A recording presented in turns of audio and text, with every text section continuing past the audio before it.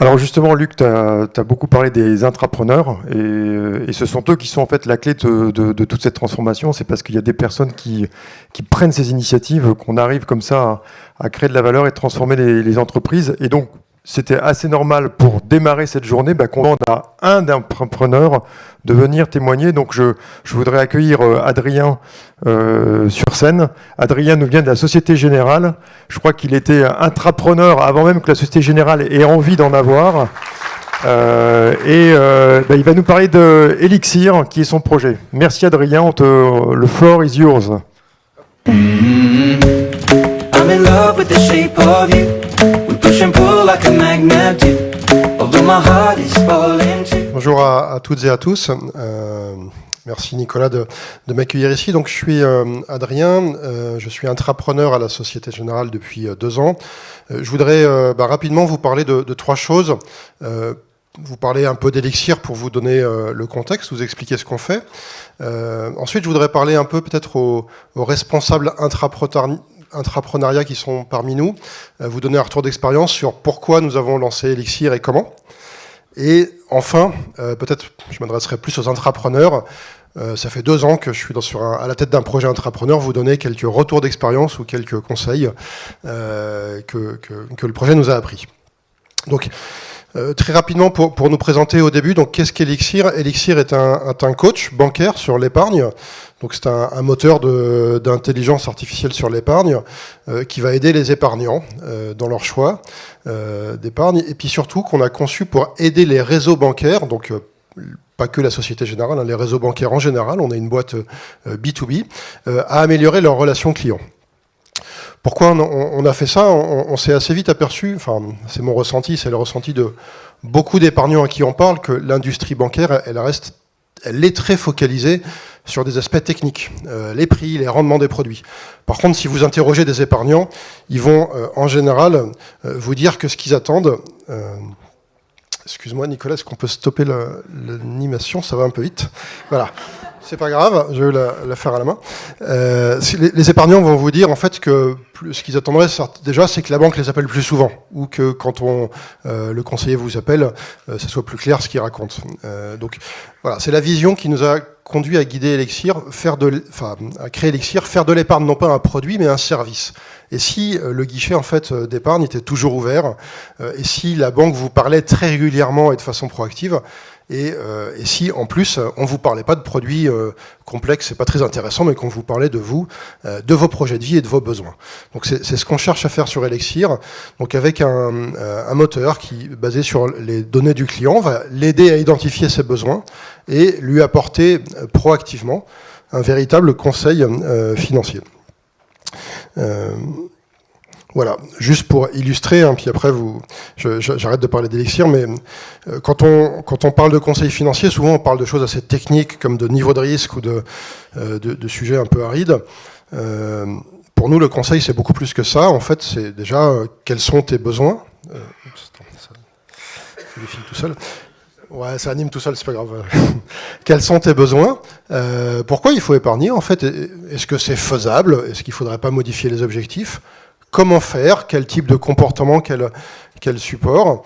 Voilà, donc on va passer par toutes ces étapes. On est vraiment dans un accompagnement très personnel, très proactif. Avant de parler de produits, voilà, je m'arrête là. J'espère vous avoir donné envie de tester Elixir. Vous pouvez essayer sur elixir.coach si vous voulez des conseils pour améliorer votre épargne. Donc Elixir est un projet intrapreneurial au sein du groupe SG qui a démarré il y a un peu plus de 2 ans. On est en phase aujourd'hui de commercialisation. Nous avons un MVP depuis plusieurs mois et la commercialisation a démarré cet été. Je voudrais vous parler un peu maintenant de pourquoi avoir créé Elixir et comment nous l'avons fait. Donc Elixir est né d'une conviction assez forte, une conviction personnelle assez forte, c'est celle d'un besoin à adresser sur le marché de l'épargne. C'est une prise de conscience que j'ai faite en fait après quelques années dans la banque en m'apercevant en fait que il y avait une vraie barrière entre les Français et l'épargne, enfin entre les épargnants et l'épargne. C'est-à-dire que des gens très éduqués qui ont accès à l'éducation financière parce qu'ils travaillent dans le milieu financier vont être capables de faire des choix informés sur leur épargne, mais que par contre, les banques n'ont pas le temps aujourd'hui ou ont des difficultés à apporter cette valeur ajoutée à leurs clients. Donc. Et c'est un manque énorme. Il y a énormément d'épargne qui n'est pas placée en France. On parle de centaines de milliards d'euros d'épargne qui n'est pas placée. Donc c'est un vrai problème pour la société. C'est un vrai problème pour les épargnants. Il y a des enjeux forts sur les retraites qui arrivent. Il faut s'y préparer. Et on s'y prépare mal. Et c'est aussi un vrai problème pour les banques parce que c'est aussi du manque à gagner, une perte pour les banques, de la satisfaction client qui est dégradée, et puis tout simplement de la vente qui ne se fait pas. Donc voilà, il y a vraiment cette prise de conscience du problème à l'origine d'Elixir, et puis l'idée d'y apporter une réponse un petit peu différente. Moi, je suis plutôt produit ou ingénieur de formation. Donc assez vite, j'ai eu la vision, l'idée d'y apporter une réponse technique. Est-ce qu'on ne pourrait pas automatiser ce conseil? Effectivement, c'est très dur d'asseoir un banquier devant chaque client tous les mois, ça coûte très très cher, les clients ne paieraient pas. Mais est-ce qu'avec la technologie, on ne pourrait pas adresser ce besoin? Donc voilà, Elixir est né de cette première idée, et Elixir très vite est né d'une autre idée, c'est que ce projet, on ne pourrait pas l'exécuter de façon classique. C'est-à-dire que on avait une bonne idée de ce qu'on cherchait à bâtir, l'épargne comme un service, pas comme un produit. Par contre, on n'avait pas forcément une très bonne idée de comment faire les premiers pas. Alors, on était conforté par tous les retours de nos interlocuteurs qui trouvaient la vision très intéressante, mais voilà. C'était quand même comme toute innovation, on veut y aller par étapes, donc on s'est dit une gouvernance classique projet, c'est impossible que ça fonctionne. Donc quand j'ai pitché Elixir, en fait j'ai pitché deux choses, l'idée métier elle-même et puis le fait de ne pas en faire un projet mais de l'exécuter un peu différemment. Pourquoi? C'est pas parce qu'on travaille mal dans les grands groupes, hein. Enfin, au contraire, les grands groupes souvent sont très efficaces. S'ils sont arrivés là, c'est qu'ils exécutent très bien, mais par contre, dans un grand groupe, toute la méthodologie est faite pour éliminer le risque et avoir des résultats reproductibles. Donc c'est sûr que si on cherche à faire quelque chose qui n'a jamais été fait avant, sans être en plus certain au début de comment on va le mesurer, ça fonctionnera peut-être pas très bien. Donc voilà, donc on a aussi beaucoup réfléchi sur, ok, on lance Elixir, mais comment on va le faire? Et c'est là qu'on a proposé cette gouvernance en start-up interne. Donc je voudrais prendre quelques minutes pour définir le terme. On parle beaucoup de start-up ou de start-up interne. Pour nous, qu'est-ce que c'est? Alors c'est notre définition à nous sur Elixir, hein, ça n'a pas la prétention d'être une définition officielle. Start-up, pour nous, la meilleure définition, c'est une entité qui cherche, enfin une entité commerciale qui cherche encore son modèle économique, qui est en phase d'expérimentation. Donc c'est pas lié à la taille, c'est pas lié à l'ancienneté, c'est vraiment lié au fait qu'on est dans l'innovation et qu'on n'est pas encore sur un modèle stable et scalable. Donc ça c'était la première idée forte. Le corollaire c'est qu'Elixir pour nous n'était pas un simple projet, il y avait vraiment une volonté, pas juste de développer un coach pour la Société Générale, mais d'en faire un produit qu'on mettrait sur le marché pour les banques. Et deuxième idée, interne, parce qu'on croyait, parce que c'est une idée qui est proche du cœur de métier du groupe, on pensait qu'il y avait des bons intérêts à le faire en interne, parce que également on était confortable avec la prise de risque d'une start-up interne, mais pas forcément avec aller monter à l'extérieur. Donc on a choisi d'en faire une start-up interne. Alors, ça peut paraître un peu contradictoire, mais ça fonctionne. Interne veut simplement dire qu'on est une ligne métier, qu'on reste salarié.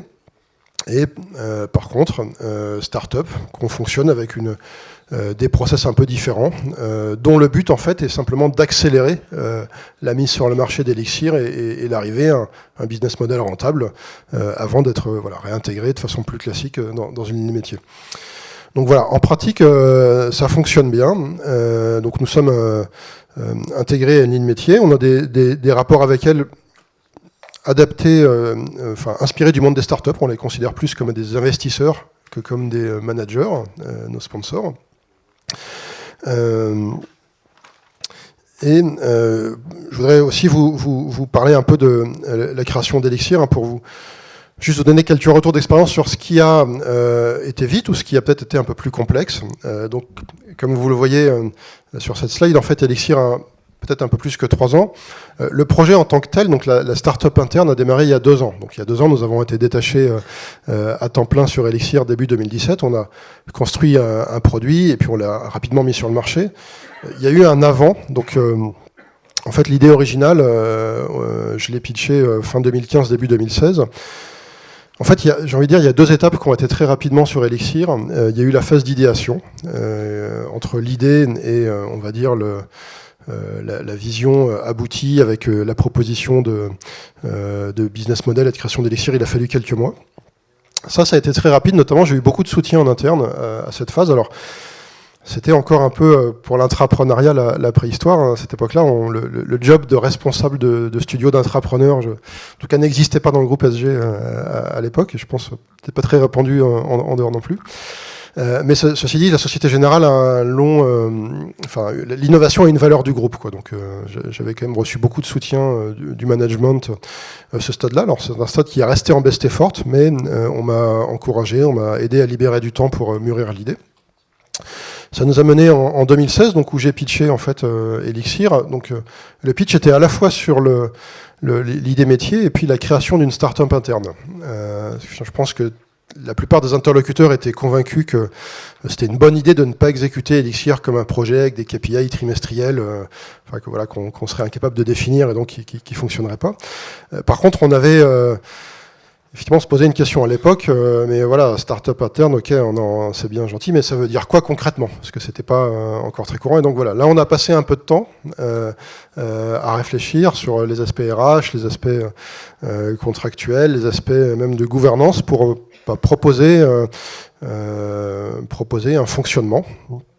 Et voilà, et donc ça, c'est une phase qui a pris un peu de délai. Je pense que c'était normal, hein, puisque on était parmi les premiers, donc il fallait expliquer comment on fonctionnerait.